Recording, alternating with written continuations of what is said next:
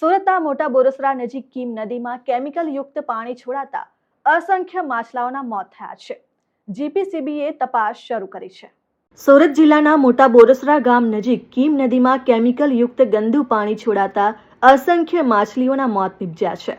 સ્થાનિકોના જણાવ્યા મુજબ ઔદ્યોગિક એકમો દ્વારા વારંવાર નદીમાં પ્રદૂષિત પાણી છોડવામાં આવે છે, જેના કારણે નદીનું પાણી ઝેરી બની રહ્યું છે. માછલીઓના મોતને લઈને ખેડૂતો અને પ્રકૃતિ પ્રેમીઓમાં ભારે રોષ ફેલાયો છે, જેઓએ જવાબદાર એકમો સાથે કડક કાર્યવાહી કરવાની માંગ ઉઠાવી છે.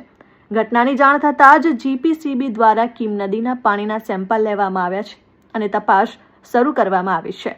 કીમ નદી, જે માંગરોળ, ઓલપાડ અને હાંસોટ તાલુકાની જીવાદોરી સમાન છે, તે હવે પ્રદૂષણના કારણે જોખમમાં મુકાય છે.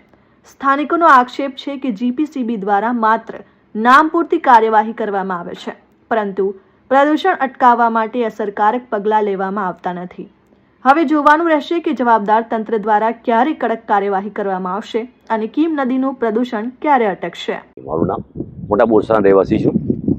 કીમ નદી જે 3 તાલુકાની જીવાદોરી સમાન છે, માંગરોળ, ઓલપાડ અને હાંસોટ, એ નદીને આ ઔદ્યોગિક એકમો આવ્યા પછી નદીની જગ્યાએ ગટરગંગા થઈ ગઈ છે. અને એનો જીવતો જાગતો નમૂનો આજે તમે જોઈ શકો છો અહીં ગાડી, કે જે અસંખ્ય માછલાઓ મરી ગયા છે અહીં ગાડી. અસંખ્ય માછલાઓ, જેનો કોઈ પાર નથી આજે.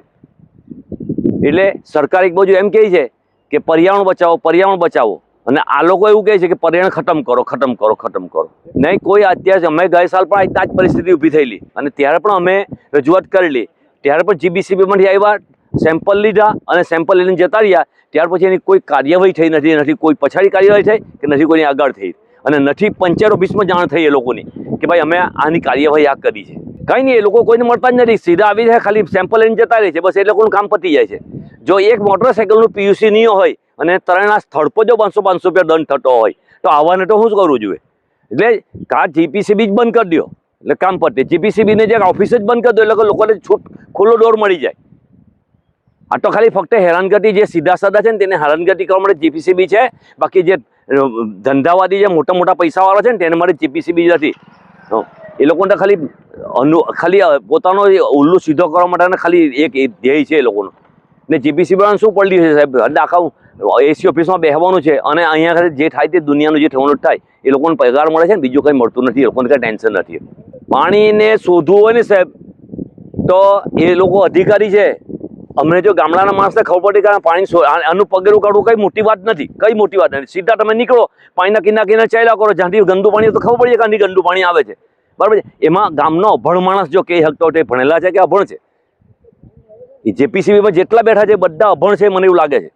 એ લોકો ખાલી સ્ટન્ટ કરે છે. અરે ચાલો તમે બતાવું કીમ રસ્તા પર તમે જુઓ, બધા રસ્તાની મેરી ગટરમાં જે ગંદુ પાણી ઠલવાય છે, જેટલા એકમો છે ડોપ ડાઇંગના, એ બધા વગર ટીપી વગર પાણી ખાલવે છે બિલકુલ.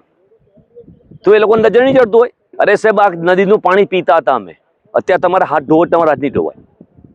રોગચાળા તો દૂરની વાત થઈ ગઈ છે. મને ખાલી અંદર ઉતરો, તમે પગ અંદર મૂકો એટલે 10 મિનિટ પછી તમે ઉભા રહી, તમને ખબર પડે પગ ખંજવાળ ચાલુ થઈ જાય. Bureau report, RN news, Kim.